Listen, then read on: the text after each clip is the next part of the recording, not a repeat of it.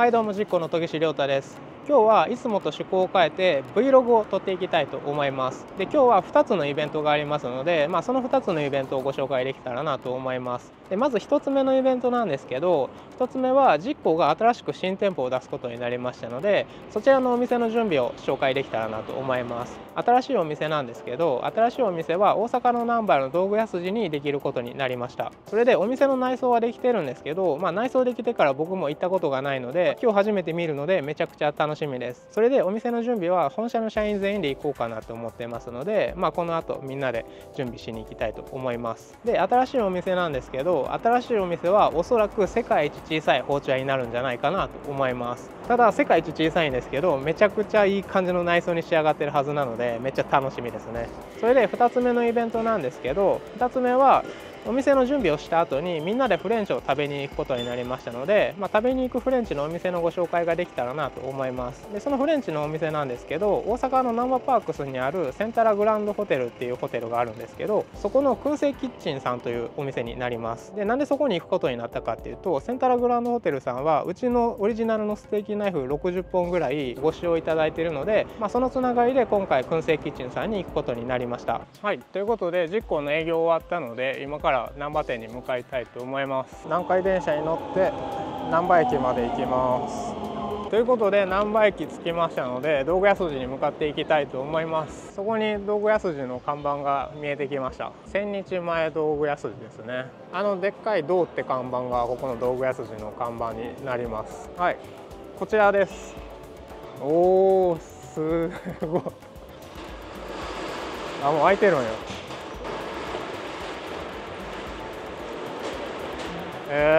こんな感じでお客様が上がれるようになっています。でもこれめっちゃ可愛いこれめっちゃいいですね。意外と入れますね。一応中に入って接客もできるようになってて、ここの中に入ってもらえるとこんな感じでテーブルが置いてあるんですけど、ここで接客できます。で、今後ろにポチポチがいっぱいあるんですけど、ここが全部包丁が並ぶ感じになってて、全部で 100本以上並ぶんで、ここでもかなり多いんじゃないかなと思います。で、中に入ったらこんな感じで、ここも全面包丁並ぶ感じですね。これやばいですねこれめっちゃ可愛い。外から見たらこんな感じになってます。で、あそこにミニアンドンがある感じですね。で、あっちのモニターはいつも僕の着てる動画流す場所になります。で、これ今回実行のサインなんですけど、こんな感じでさりげなくプロフェッショナルって入ってて、ここが道具屋筋なんでちょっとプロ向けの包丁を多く置こうかなと思ってます。いや、でもテーブルいい感じですね。ちょっと2人入ってみてください。2人中3人入っても結構接客できそうですね。でも結構入ってますねいや、いい感じじゃないですか。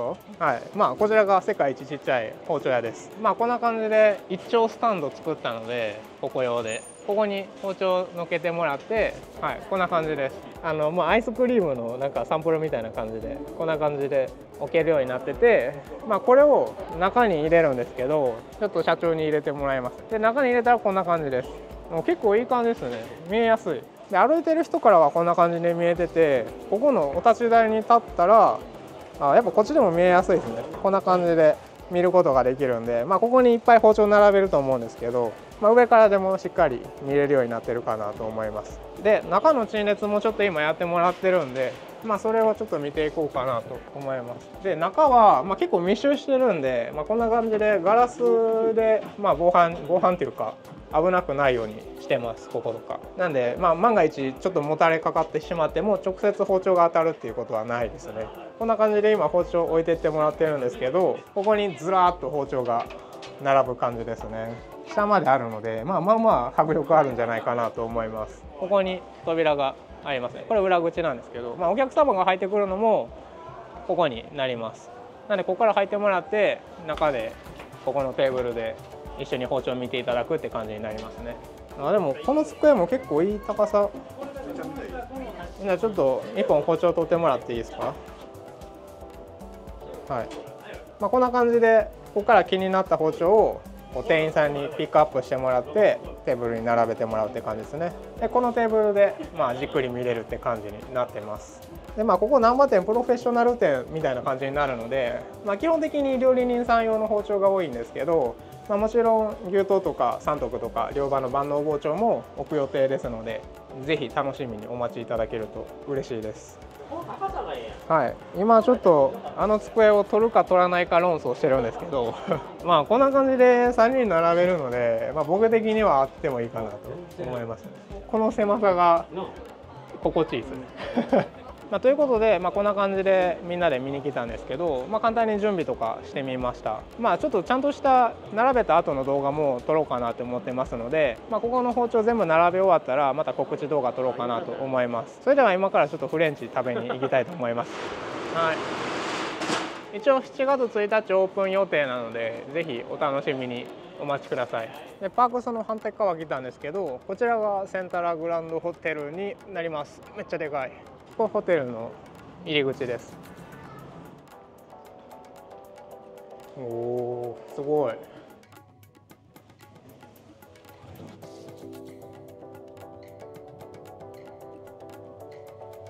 めっちゃ早いですね、上がるの。じゃあこちらが燻製キッチンさんの入り口です。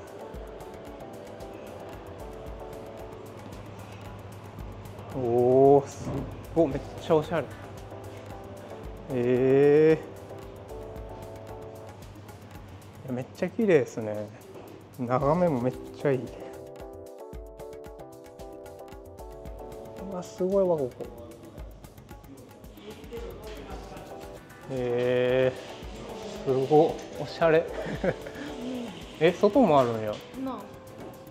すごい。